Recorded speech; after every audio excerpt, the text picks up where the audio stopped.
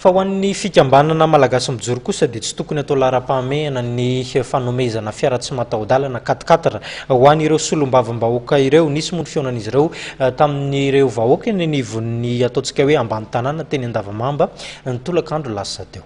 Vahoaka maro no tsy mankasitraka ny fitakian'ireo solombavambahoaka eny amin'ny anteny miram-pirenena ny hanomezana azy ireo fiara tsy mataho-dalana 4x4 raha ny voalazan'ny fikambanana malagasy mijoro.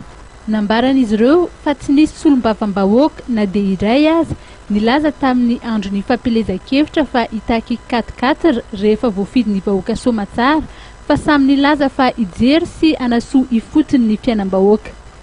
Ho an'ny fikambanana malagasy mijoro dia tokony hanasoavana ny mpiray tanindrazana ny vola hividianana fiara tsy mataho-dalana fa tsy ny tombotsoan'ny olobitsy no jerena.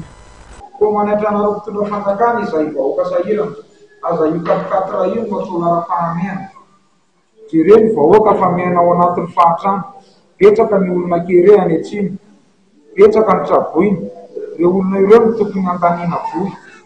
Manome toky anareo izay vahoaka fa aoriananareo foana.